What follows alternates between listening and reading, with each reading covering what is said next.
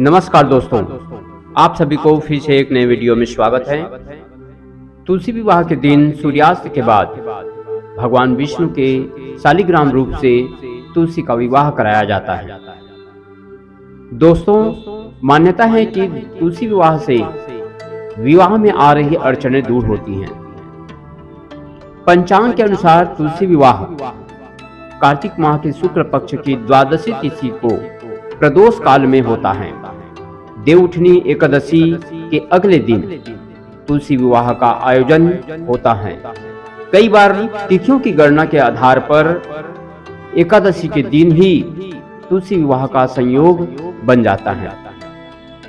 द्वादशी तिथि को सूर्यास्त के बाद भगवान विष्णु के शालिग्राम रूप से तुलसी का विवाह कराया जाता है। मान्यता है कि तुलसी विवाह से विवाह में आ रही अड़चनें दूर हो जाती हैं। आइए जानते हैं कब है तुलसी विवाह, तुलसी विवाह का मुहूर्त और तुलसी विवाह का महत्व के बारे में। दोस्तों, तुलसी विवाह का आयोजन प्रदोष काल में होता है। इस बार तुलसी विवाह के दिन प्रदोष काल शाम 5:25 से शुरू हो रहा है। तुलसी विवाह का मुहूर्त 5:25 के बाद शुरू होगा। इस साल तुलसी विवाह के दिन 3 योग बन रहे हैं। दोस्तों, आप सभी अच्छे तरीके से जान लें, सुन लें और तुलसी विवाह का उत्सव अपने घरों में अच्छी तरीके से मनाएं। इस वर्ष कार्तिक माह के शुक्ल पक्ष की द्वादशी तिथि 23 नवंबर को रात 9:01 से शुरू होकर 24 नवंबर को शाम 7:06 तक रहेगा। इसलिए उदया तिथि और प्रदोष काल के अनुसार तुलसी विवाह 24 नवंबर शुक्रवार को मनाया जाएगा। आइए दोस्तों, जानते हैं कब तक रहेगा सर्वार्थ सिद्धि योग, उसके बारे में जानते हैं। सर्वार्थ सिद्धि योग सुबह 6:51 से शाम 4:01 तक रहेगा। सिद्ध योग प्रातः काल से ही शुरू होकर 9:05 तक रहेगा। आइए जानते हैं इसके महत्व के बारे में। पौराणिक कथा के अनुसार असुरों के राजा जलंधर की पत्नी वृंदा भगवान विष्णु की परम भक्त थी। जलंधर के वध के लिए भगवान विष्णु को वृंदा का पवित्रता धर्म भंग करना पड़ा। जलंधर की मृत्यु के बाद वृंदा ने शरीर त्याग दिया। वृंदा ने जहां अपना शरीर त्यागा वहां तुलसी का पौधा उग गया। भगवान विष्णु ने वृंदा को वरदान दिया, उसका उनके शालिग्राम रूप से विवाह होगा और तुलसी के बिना उसकी पूजा अधूरी रहेगी। इसलिए कार्तिक माह के शुक्ल पक्ष की द्वादशी तिथि को तुलसी का शालिग्राम से विवाह कराया जाता है। इस कारण से हर साल कार्तिक मास की शुक्ल पक्ष की द्वादशी तिथि को देवउठनी एकादशी के रूप में तुलसी विवाह के रूप में आयोजन होता है। तो दोस्तों, आप सभी इस मुहूर्त को जानकर अच्छे से अपने घर में तुलसी विवाह का कार्यक्रम संपन्न करें और भगवान विष्णु माता लक्ष्मी को प्रसन्न करें।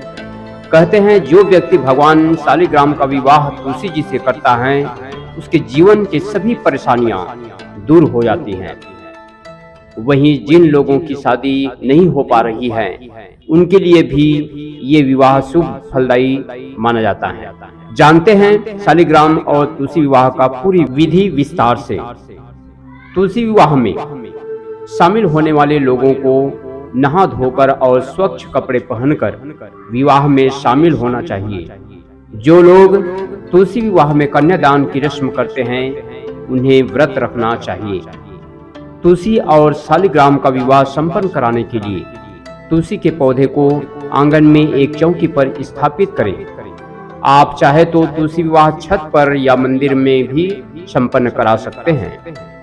तुलसी विवाह के पौधे की चौकी के पास एक दूसरी चौकी पर शालिग्राम भगवान को स्थापित करें। साथ ही चौकी पर अष्टदल कमल भी बना ले। इसके ऊपर जल से भरा कलश स्थापित करें। कलश पर स्वास्तिक बनाकर आम के 5 पत्ते वृत्ताकार में रखें। फिर एक नए लाल कपड़े में नारियल लपेटकर कलश के ऊपर रखें। तुलसी के गमले में गेरू से सजाएं। साथ में गमले के पास जमीन पर भी रंगोली बना लें।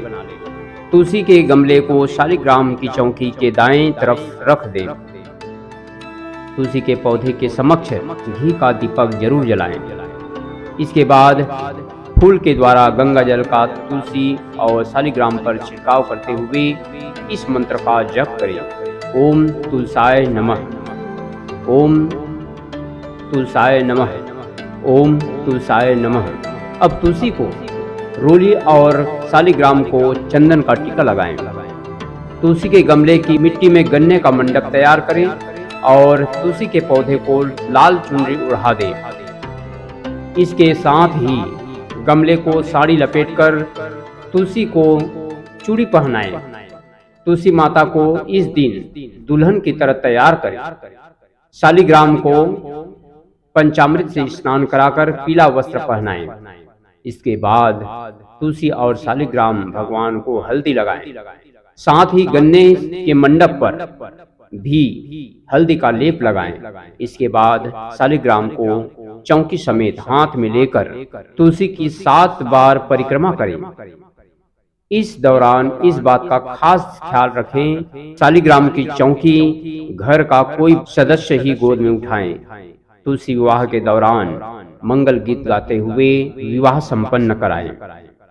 अंत में तुलसी माता की शालिग्राम भगवान की आरती करें। तुलसी विवाह संपन्न हो जाने की घोषणा करें और उन्हें भोग लगाएं। इस दिन तुलसी और शालिग्राम को खीर और पूरी का भोग जरूर लगाना चाहिए। विवाह संपन्न होने की घोषणा जरूर करें। इसी के साथ तुलसी और शालिग्राम भगवान की विवाह अच्छे से संपन्न करें और सभी घर के सदस्य को उनके प्रसाद रूप से सभी को वितरण करें और तुलसी विवाह का खुशहाली मनाएं। इसी के साथ आप सभी को जय हिंद, जय भारत, वंदे मातरम।